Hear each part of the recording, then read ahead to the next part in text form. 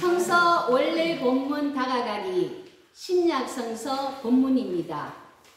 영남신학대학교 이성호 교수님의 신약 성서 본문 비평, 연세대 민경식 교수님의 신약 그리스어 본문 주석 서평, 전 한신대 김창나 교수님의 성서 번역과 본문 비평을 참조하였습니다.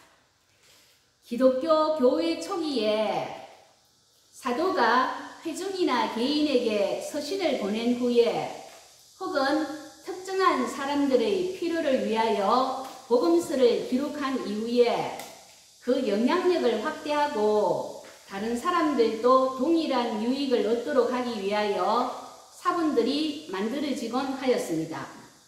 신약 역시 성서의 원래 문서가 오늘날 현존하지 않으며 현존하는 사본들이 서로 다릅니다.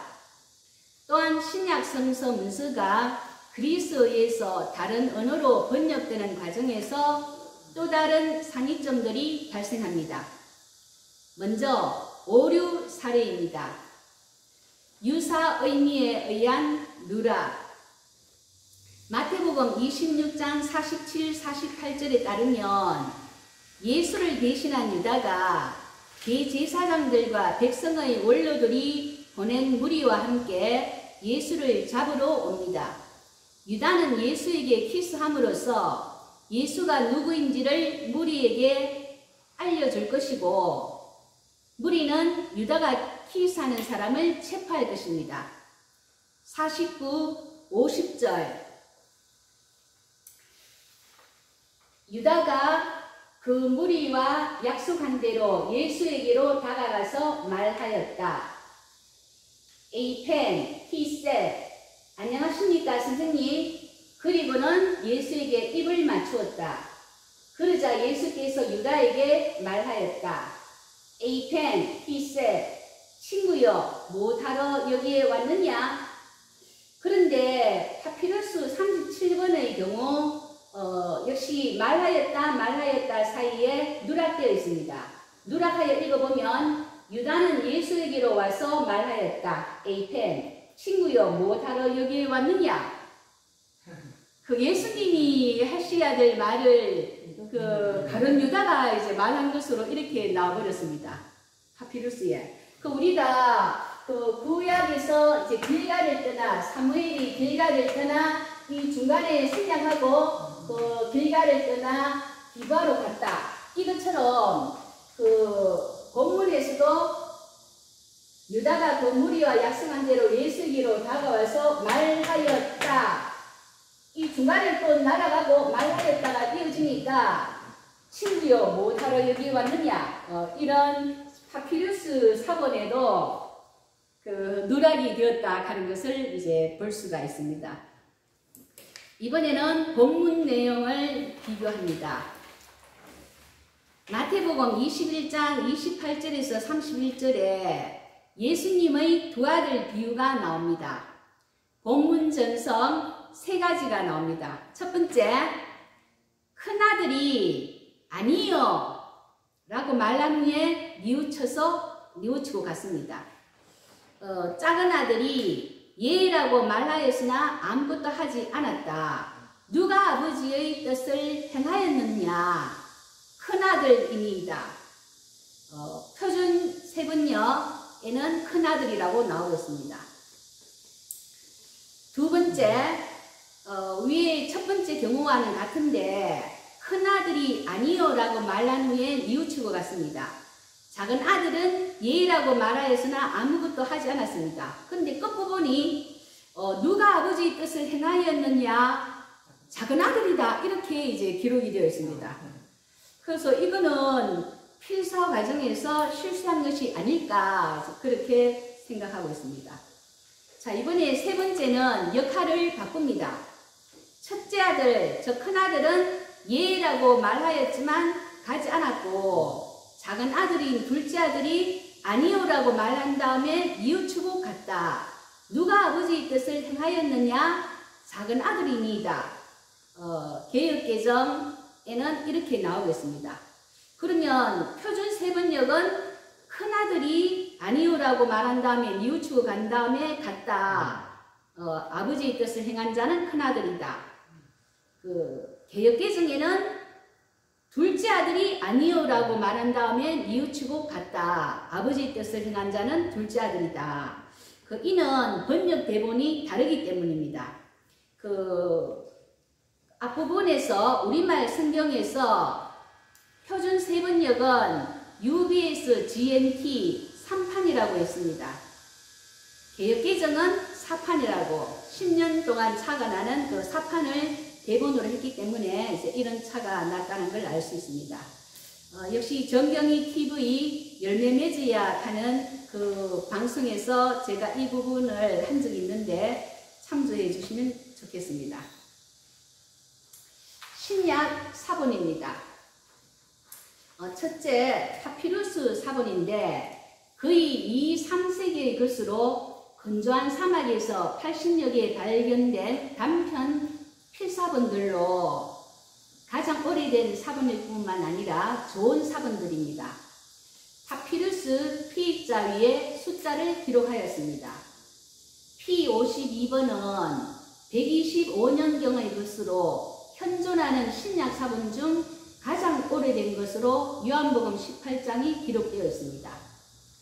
P45 사복음서와 사도행전 일부가 있고 P46번 바울서신 로마서, 히브리서, 고린도 전후서, 에베소서, 갈라디아서, 빌립보서, 골로새서, 데살로니가 전서 순서로 나와 있습니다.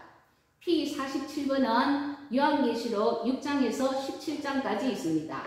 이 45, 46, 47번은 3세기 파피루스 사본인데 1930년대 초 영국의 채광기술자 체스터 버트가 이집트에서 취득하여 출판한 것입니다. P66번은 요한복음, P75번은 누가복음과 요한복음이 있습니다. 다음으로 대문자 사본인데 우리가 파피루스 사본은 파피루스에다가 이제 기록을 하였고 대문자 사본은 양피지입니다. 그 양피지의 헬라어 대문자로 기록했는데 파피루스보다는 보존 상태가 양호합니다. 4세기에서 10세기의 것으로 300개 정도 남아 있습니다. 중요한 대문자 사본으로 첫 번째 01 알렙 사본, 신해산 사본입니다. 4세기경에 기록된 것이고 티센도르프가 1844년에서 1859년에 신해산에 있는 카드린 수도원에서 발견했습니다. 신약 성서 전체가 있고 신약 사본 중 가장 중요한 사본 중 하나입니다. 우리 앞부분에서 이스라엘 박물관 고문서의 사회사본, 별관 1층에 신해산 사본이 있다고 언급하였습니다. 이 신해산 사본입니다. 1844년 낡은 양피지 헬라어 구약성서 70인역 사본 일부를 발견하여 라이프치히 대학교 도서관에 기증했습니다. 수도사들이 화롯불의 불쏘시개로 사용하려고 한다.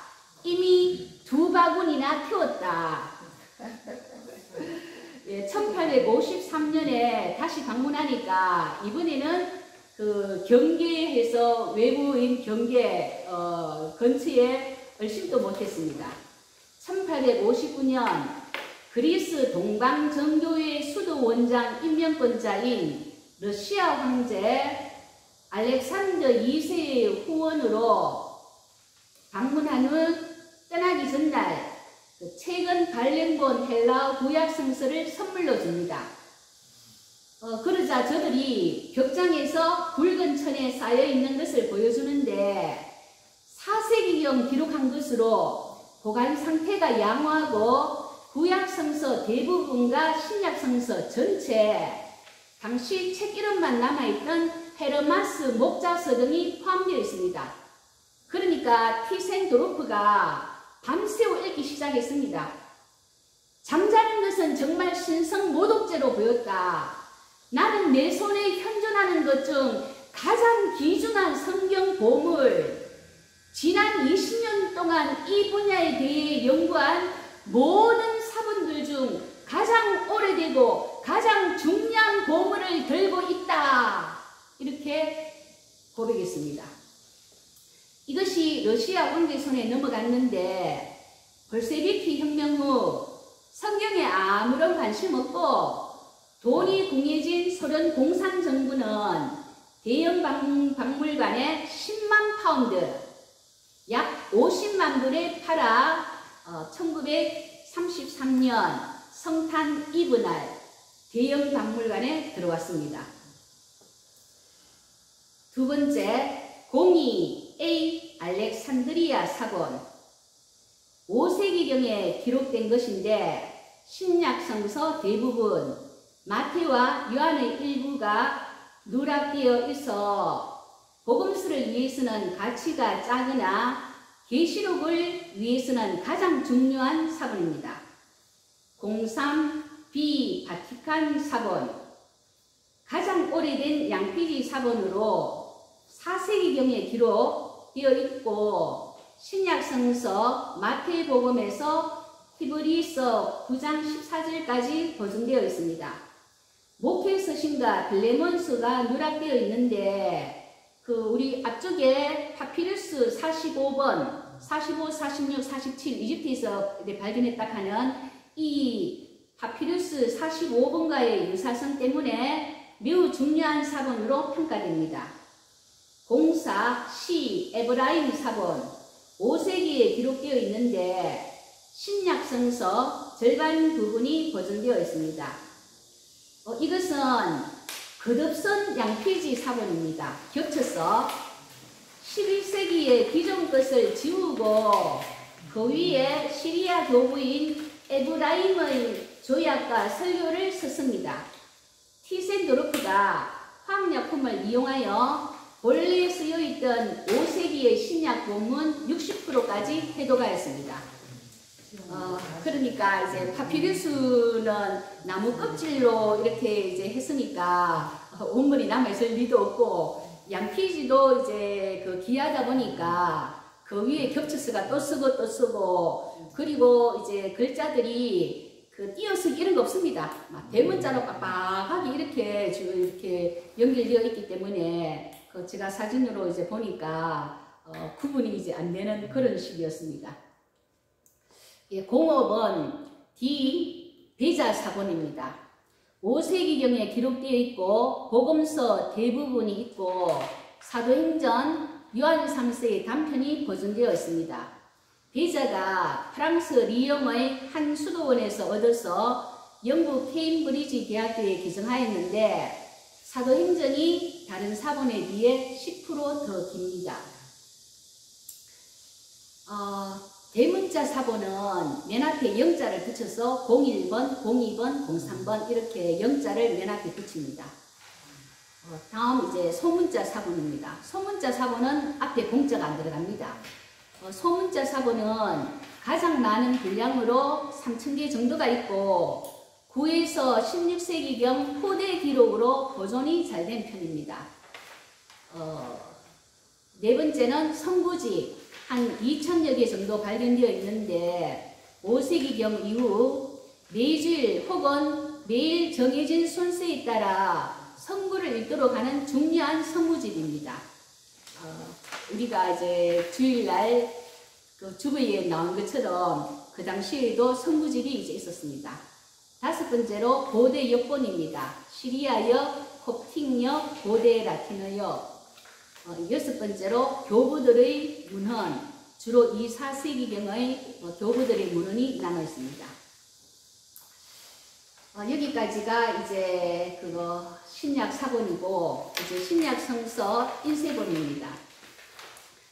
1514년 스페인에서 추기경 히메네스가 단어 성경에서 그리스어 본문과 불가타 본문을 대조해 놓은 것으로 인쇄 완료되었습니다.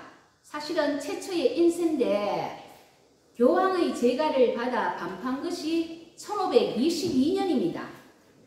많은 학자들이 동원되고 10수년 이상 긴 시간 투여로 그 질 좋은 사본을 사용하여 우수한 본문으로 최초 인쇄되었으나 최초 인쇄본 성서는 에라스무스에게로 갑니다. 다음 이제 에라스무스가 나옵니다. 네덜란드 인문주의 학자인 에라스무스가 바젤의 출판업자 이 프로벤이라는 출판업자가 스페인에서 성경 인쇄했다는 소식을 듣고는 발빠르게 선수칩니다. 아, 이거 하면 돈벌이 되겠다. 그래서 1500 이제 에라스무스에게 이제 돈을 주고 이제 요구합니다. 그래서 이 에라스무스가 1515년에 구한 사본이 후반 것인 11세기 이후 필사본 소문자 사본에 근거하는 상대적으로 열등한 본문으로 어느 것도 신약 성서 전체를 포함하는 것은 없었습니다. 특히 요한계시록 22장 16절에서 21절 마지막 6개의 절의 경우는 불가타에서 직접 그리스어로 역번역하여 채워 넣었습니다. 이 부분과 일치하는 사본은 단 하나도 없다는 사실과 텍스투스 레셉투스 공인 본문이라고 하는데 오늘날까지도 그대로 보존되어 있다는 사실이 놀랄 요자입니다. 어쨌든 이것이 최초의 그리스어 신약 성서 인쇄본으로 1516년 출판되고 3년 만에 매진되고 각 지역별로 비공식적으로 출판되기도 했습니다. 유려한 필체로 번역하여 제시해 놓은 라틴 역본이 불가타와 어긋난다는 것과 또 중요한 삼위일체 교리인 요한일서 5장 7절에서 8절이 누락되어 있다. 이렇게 그 오식이 수백 개나 발견되는 그런 책이었습니다. 1519년 2판이 나옵니다. 루트가 독일어 성서 번역 시 이것을 대본으로 사용합니다. 3판에 1522년 3판에서 아까 삼위일체의 교리인 요한일서 5장 7절에서 8절을 추가합니다.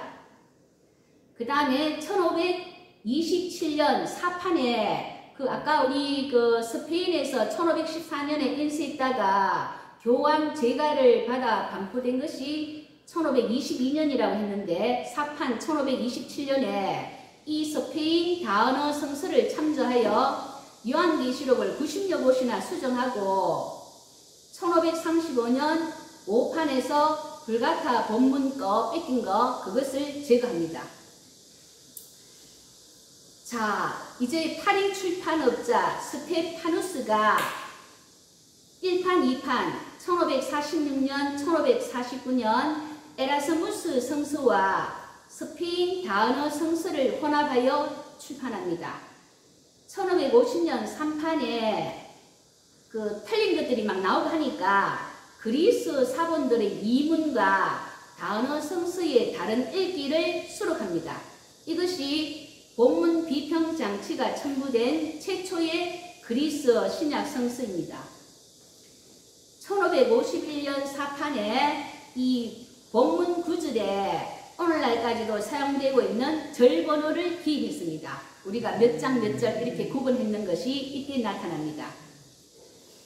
자, 이번에는 칼빈의 친구이며 후계자인 제네바 베자, 우리 아까 이제 05번 D 베자 사본 얘기를 했는데 이 베자가 대문자 사본 05, 06 사본을 소유했는데 그는 이 두 사본을 조금도 이용하지 않았습니다.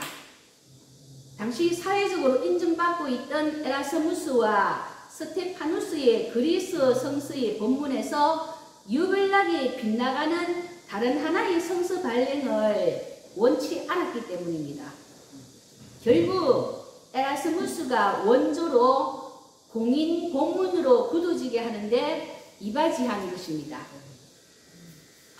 베자의 원본이 험정역 또는 킹 제임스 역의 번역 대본으로 크게 이용되었습니다.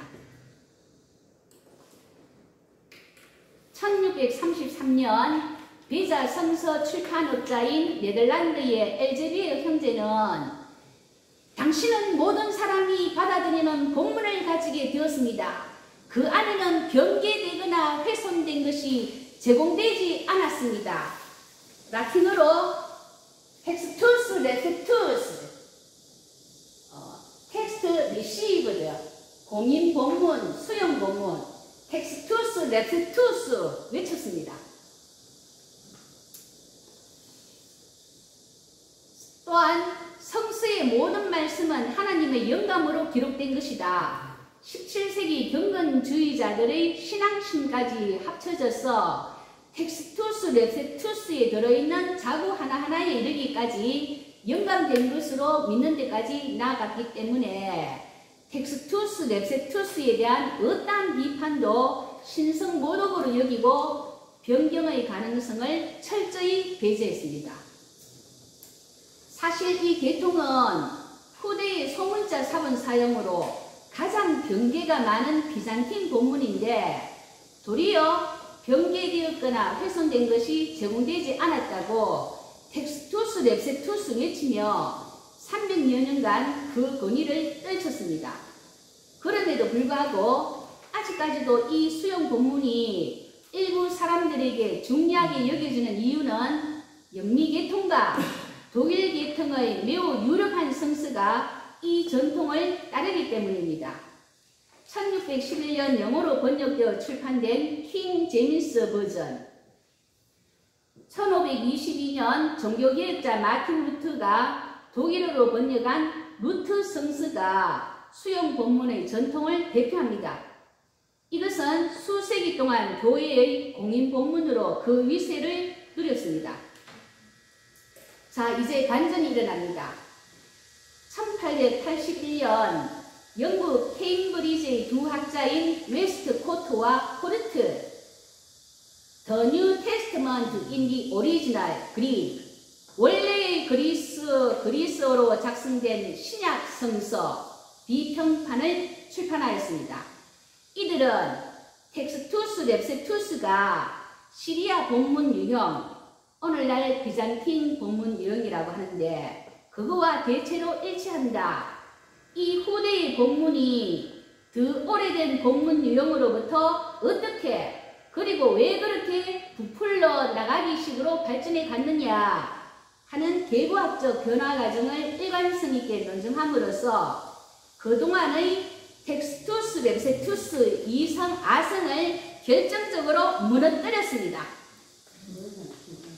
비잔틴 본문, 시리아 본문, 이 유형은 모두 12세기 이후에 필사된 것으로 신약 분별 유형들 알렉산드리아 본문, 서방 본문, 가이사랴 본문 그 가운데 최후에 생긴 유형으로 거친 표현을 매끄럽게 다듬고 다양한 읽기들을 합성시켜 하나의 읽기로 다양한 병행 구절들을 조화롭게 하는 등 명백성과 완전성으로 시리아의 안디옥에서 만들어져 후에 콘스탄티노플로 전해져서 비잔틴 제국 방방곡곡에 유포된 것입니다.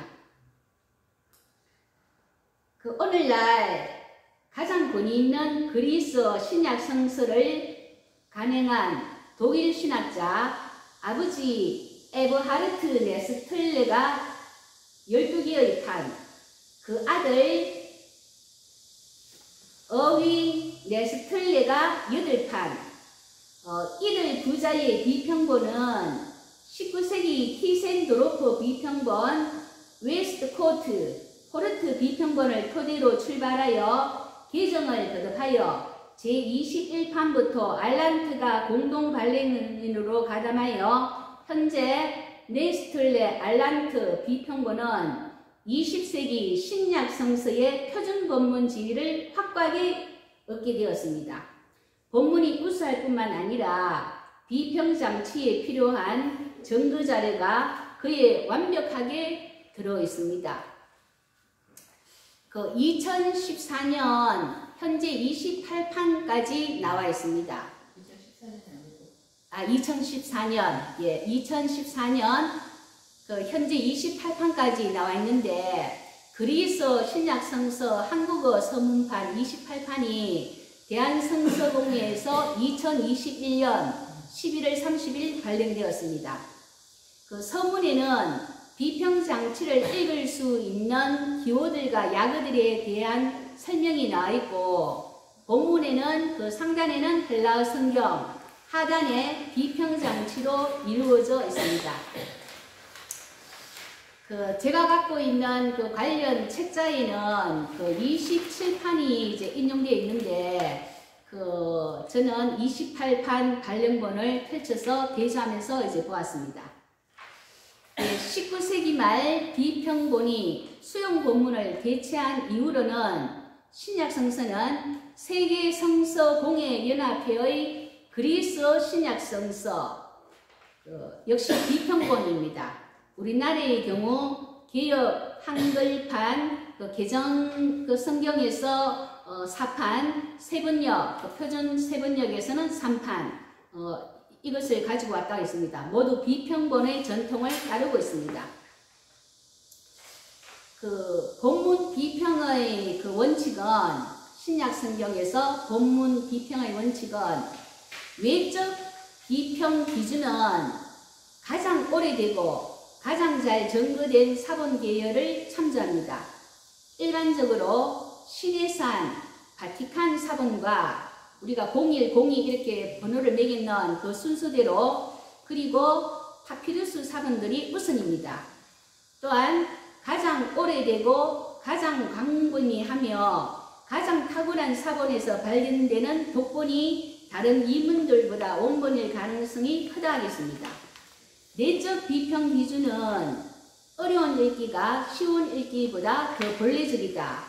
짧은 읽기가 긴 읽기보다 본래적이다. 문맥과 일치하는 읽기가 그렇지 않은 읽기보다 더 본래적이다. 다른 읽기들이 생긴 이유가 설명될 수 있는 읽기가 더 본래적이다. 그리고 가장 많은 증거들, the most, 초기의 증거들, the earliest, 좋은 양질의 증거들, the best, 이런 이제 비평 기준을 가지고 우리가 연구를 하게 됩니다. 그 성경은 성령의 영감을 받은 특정한 사람들의 문헌입니다. 문자 그대로 성령의 영감이 들어있다는 축자 영감술이 아닌 저자의 사고방식, 경험, 지식 그 너머에 성령께서 저자와 유기적으로 영감되어 있다는 유기적 영감술을 장로교는 받아들이고 있습니다. 성경은 일반 문서와 다릅니다. 인간이 기록했지만 하나님 말씀이 담겨 있습니다. 역사적 문헌이지만 역사를 넘어서고 문학적 특성이 있지만 문학을 넘었습니다. 거기에 계시된 하나님 말씀이 분명히 있습니다. 그러한 의미의 성경을 이해하기 위해서 해석되어야 합니다. 해석하지 않으면 성경 본문의 의미를 제대로 이해할 수 없습니다. 역사적이고 문학적인 요소를 고려하면서 균형 있고 조화롭게 해석해야 합니다. 물론 가장 중요한 것은 성령의 조명입니다. 성령의 감동을 받은 저자의 의도 안에서 하나님의 의도를 찾고자 하는 노력이 있을 때 그에 비례해서 더 풍성하게 주어질 수 있습니다. 1세기 기록된 하나님 말씀을 오늘의 언어로 나의 상황에 가장 적절하게 찾아내고 말씀 통해 변화받아야 합니다.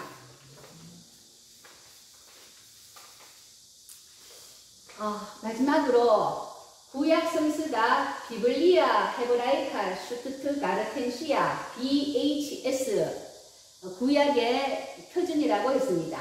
신약 성서는 네슬레 알란트의 노븐 테스타멘툼 그레이스 NTG 이거와 독일 성서 공의 도이치 비블리 겐 아까 우리가 이 독일 성서 공회와 연합 성서 공회 그 United Bible Societies UBS의 그리스 신약 성경 The Greek New Testament GNT 이것이 이제 우리가 접할 수 있는 그런 책입니다. 그 BHS와 그리고 MTG 이것은 시중에서도 구할 수 있고 그 서문은 한글로 되어 있어서 그 기호를 보고 그리고 본문에 구약은 히브리어로 신약은 헬라어로 되어 있는데 그 내용하고 물론 직역하는 그런 책도 있습니다. 그 아래에 비평장치로 다른 사본에는 이렇게 되었다, 이렇게 되었다, 이렇게 있는 것을 비교할 수가 있고 독일 성서공예와 그 연합 성서공예에서 나온 그리스 신약 성경의 3판 4판을 그 바탕으로 그 우리가 구약은 BHS, 신약은 GNT 이걸 발판으로 해서 이제 우리 성경이 개정되었다 하는 것을 알고 성경을 이제 같이 보면 좋겠습니다. 저도 그 새 번역은 이제 언니가 저에게 구입해 준 것을 옛날에 선물 받았을 때는 그냥 이렇게 꼽아놨는데 요새 대조해서 잘 보고 있습니다. 예. 자, 그러면 그 오늘날 세계 각국에서는 이러한 최첨단의 성경을 원본으로 해서 성경을 번역했으며 지금도 계속해서 번역 작업이 이루어지고 있습니다. 이렇게 수고한 이제 그 분들에게 감사를 드리고 우리도 하나님의 뜻을 잘 찾아 나가는 것이 중요하고 왜곡된 그런데 이제 잘못 치중해서는 안 되겠다 하는 것을 마지막으로 전합니다. 감사합니다.